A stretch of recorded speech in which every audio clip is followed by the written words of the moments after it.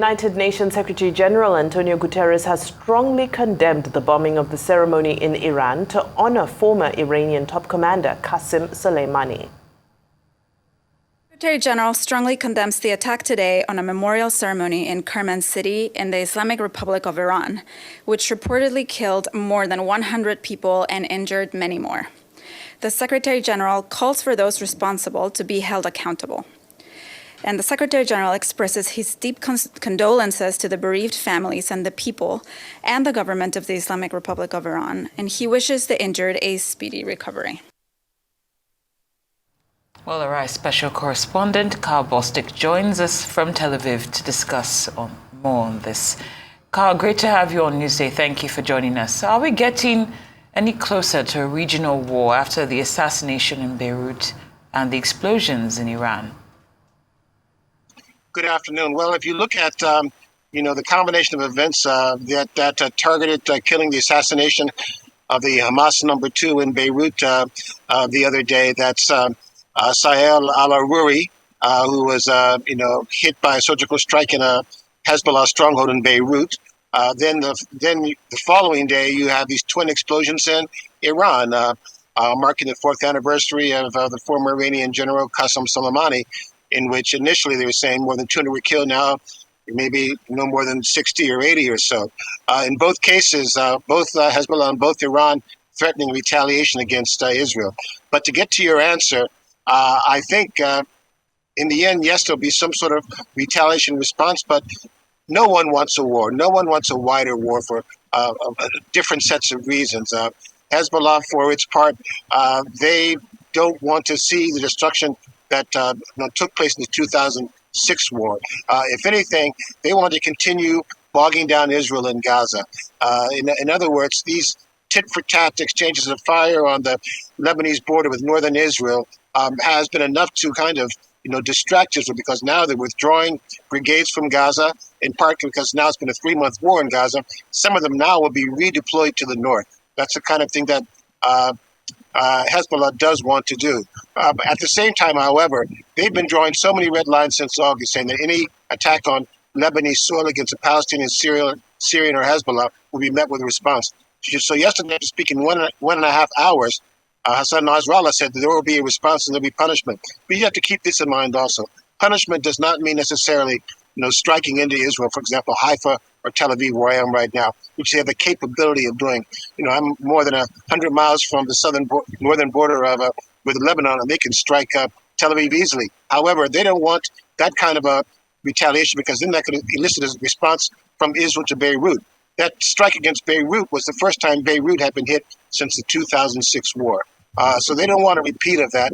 Iran, for its part, they don't want a wider war either as well, simply because they want to, again, keep this as a proxy war against Israel without actually having to engage in war themselves.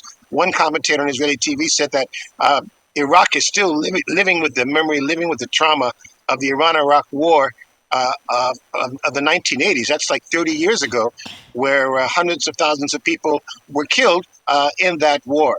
So they intend to prefer to carry out a proxy war against Israel. But I think the most dangerous sign is that we see happening with Yemen and the Houthis. The Houthis, carrying out their attacks against commercial ships in the Red Sea, where 20% of the world's shipping now goes through. And now you've got the White House and the UN and a letter being issued with 12 nations forming a multinational force warning against strikes against the Houthis. So a strike against the Houthis in Yemen could broaden that war, which would escalate it dramatically. I think you're less likely to see Hezbollah striking into Israel, or it'll be very, very calibrated. When he talks about punishment, keep in mind that they've struck targets outside of Israel. They've struck Jewish targets in Europe. They've struck Jewish targets in South America, as far away as Argentina, when a synagogue was targeted. So that's why it's a real waiting game, and we'll know more on Friday when Hassan Nasrallah delivers yet another address. You may get more clues out of that. Right now, of course, in a separate development, next week the International Court of Justice will hold hearings for charges of genocide that South Africa has brought against Israel. Can you give us a little bit more insight on this? This is really quite unusual because, it's really confusing. This is a court that people really never hear that much about because it's just not in the news on a daily basis. You have the International Court of Justice and the International Criminal Court. Those are two separate courts. The one that's probably better known is the International Criminal Court. That's at The Hague. And they also are a court that tries war crimes. But the big difference is this. They have jurisdiction over war crimes against individuals. So that's why, for example, Vladimir Putin has been indicted as a war criminal at The Hague, at the ICC. The ICJ, which is what we're now talking about today, that's a court, a body set up by the United Nations to resolve disputes amongst countries, not individuals. So every country that's a member of the UN or a signatory of the UN is bound by that court. That's what's different there. But what's also striking is this. This is South Africa. Of course, has had its own experiences with apartheid. They're filing charges of genocide against Israel. And of course, this really strikes a raw nerve in Israel because not only is Israel a signatory to the Geneva Convention prohibiting genocide, that convention was signed in 1950. It was signed in 1950 in response to the Holocaust that was carried out against Jews during the Second World War. And of course, Israel was a signatory to that. So it's more than ironic, and it's deeply wounding to the Israeli psyche for them to be charged with acts of genocide. Nonetheless, they are appearing to defend themselves at these hearings for a number of reasons. Because, for one, they're bound to as a signatory of the UN, because this is a dispute amongst countries, and even a third party, such as South Africa, can file this suit, even though they're not directly involved. But also because what South Africa wants to do is this. And I'll also mention that South Africa actually is a supporter of Hamas in the sense that it's being reported that Hamas even has an office in South Africa. What at the very least, what Israel wants to do, it wants to defend itself against any restraining order that could be carried out by this court. South Africa wants an immediate halt to the fighting now. And that's what Israel wants to fight against. But when you talk about genocide charges also carry a broad range of categories that include also declaring an intention to carry out genocide. So, for example, public statements that might have been made by Israeli officials calling for the wiping out of Gazans. And that's why people are really rattled here in Israel by this, because you've got extreme right members of the coalition who, quite frankly, they favor the expulsion and the deportation of Gazans from Gaza. And they said it as recently as this week. But that is not the official Israeli policy. But that could be used as evidence against them that they've got Israeli officials calling for the expulsion and deportation of 2.2 million Gazans into other countries, for example, Egypt or Jordan. At the same time, though, I believe that Israel will use this as an opportunity to not only say that this is not official policy, number one, it's not their intent in carrying out this war.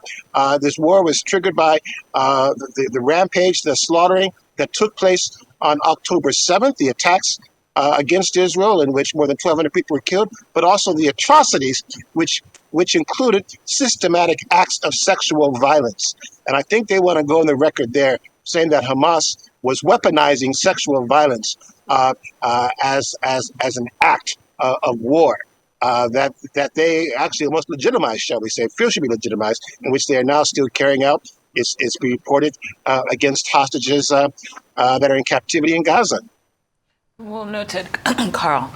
And going back to the explosions yesterday in Iran, do we have any more details? Well, what's interesting, the default for Iran is that anytime you've got, any terror attack in Iran, the go-to default will be Israel. And yet, just by the very nature of this attack, that is simply not Israel's MO. That's not how they carry out any operations when it comes to killings. This was a mass attack. No one even knew how many were killed. You reported at first initially more than 200 were killed because the body parts were everywhere. And they realized that they were double counting in some cases, so now it's been reduced. If anything, Israel is known for carrying out attacks in a very surgical, precise manner. You recall one of Iran's nuclear scientists, who was considered to be the father of Iran's nuclear program, he was killed in a targeted attack when he was right next to members of his family, and no members of his family were killed. He was taken out just him alone, and that was it. And then, of course, more recently, 2 days ago, you've got Salah al-Aruri. He's in a meeting with other Hamas officials, with 5 or 6 people, and he's killed together with 4 other Hamas officials, and there were no other residents on that floor of that office where it was held yesterday. And, he was presumably getting into a car which was targeted. So that's not really how when they do these kinds of, killings, they're very targeted, surgical, and precise. Meanwhile, the White House is coming out saying that that Israel and U.S. had nothing to do with this at all. Israel officially has said no comment. But what we also know is that for one of the explosions, a bomb was placed inside of a car, a Peugeot car, no more than 700 meters from the gravesite as mourners were heading to that cemetery. The second one was much further away, and that was more deadly because people were rushing to aid the injured. But the best guess now is that it has the hallmarks of either a separatist group or else even ISIS, because ISIS carried out a terror attack back in 2022 where you had at least 40, 60 people killed, and then another 40, 60 people injured in a mass casualty attack. So that's why people are saying that it's more likely a separatist incident or one carried out by ISIS. Right. Karl Bostic, Arise special correspondent, thank you so much for that very detailed breakdown of the current affairs of the region. Thank you kindly.